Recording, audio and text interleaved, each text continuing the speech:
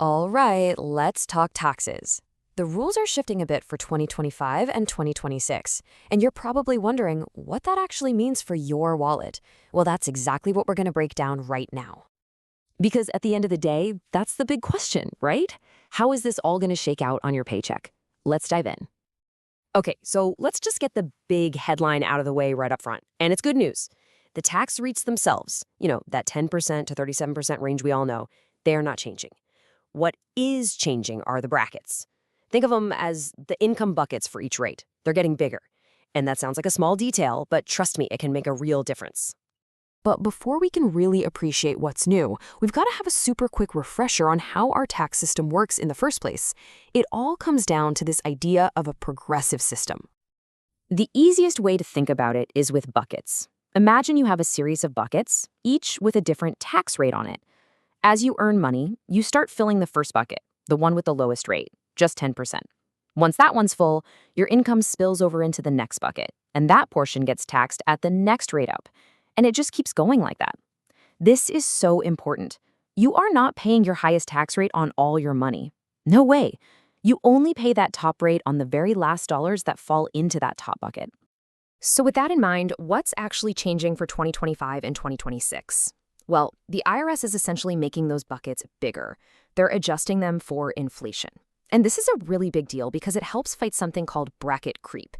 That annoying thing where you get a small cost of living raise, but it just bumps you into a higher tax bracket so you don't actually feel any richer.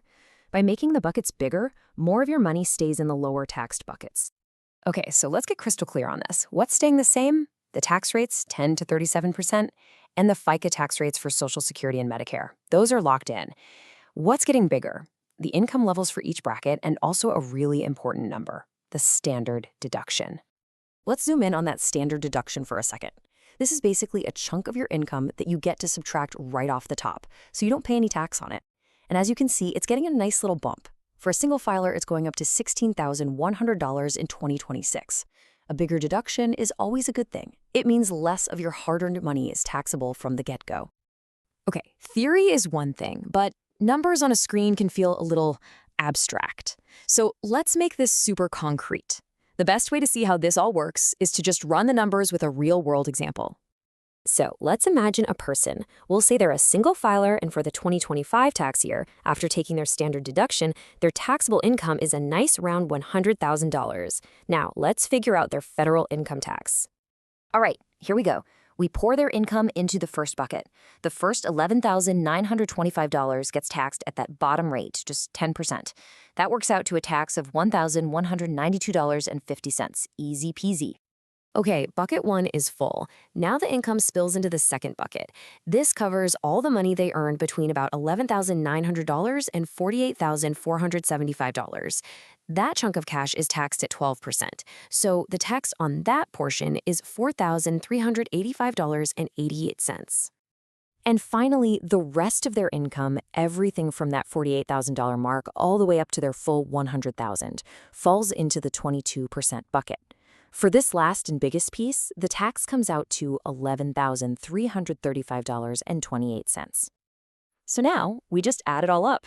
The tax from the 10% bucket, plus the 12% bucket, plus the 22% bucket, and the grand total for our $100,000 earner is $16,913. And you see, they didn't pay 22% on the whole thing, not even close. That is the progressive system doing its thing.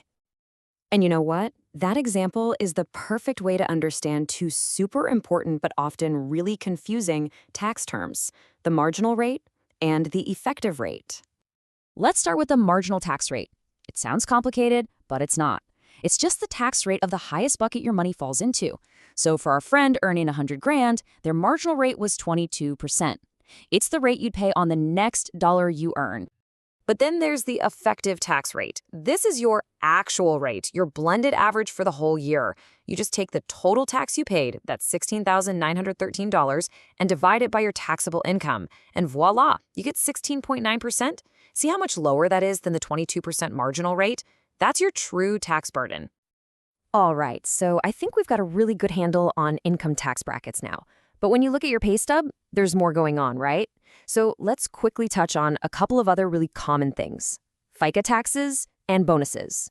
First up, FICA. You see this on every paycheck. It stands for the Federal Insurance Contributions Act. And the really key thing to remember is that this is a totally separate thing from the federal income tax we just spent all that time calculating. This is the money that goes to fund Social Security and Medicare. And FICA itself is split into two pieces. You've got Social Security, which is 6.2%, but, and this is a big but, it only applies up to a certain amount of income. For 2025, that cap is $176,100. If you earn more than that, you stop paying the Social Security tax for the rest of the year. Then there's Medicare at 1.45%, and that one has no cap. You pay it on every single dollar you earn. Okay, let's tackle a question I hear all the time. I got a bonus, but it felt like they took a huge chunk out for taxes. What happened? Well, there's a reason for that. The IRS has a special rule for what it calls supplemental wages, like bonuses. Your employer is usually required to withhold a flat 22% for federal taxes right off the top, regardless of what your normal tax bracket is. But here's the really important part to understand. That 22% is just the withholding. It's like a prepayment on your tax bill. When you actually file your taxes at the end of the year, that bonus money just gets added to your regular income and is taxed using those buckets we talked about. So if withholding 22% was too much, you'll get the difference back in your refund. If it wasn't enough, you might owe a bit. And just so you know, for the really big bonuses, anything over $1 million in a year, that withholding rate jumps all the way up to 37%. So there you have it. The bottom line is this. The tax rates aren't changing, but the brackets and deductions are getting bigger. And that's a good thing, because it means inflation won't push you into a higher tax bracket quite so easily.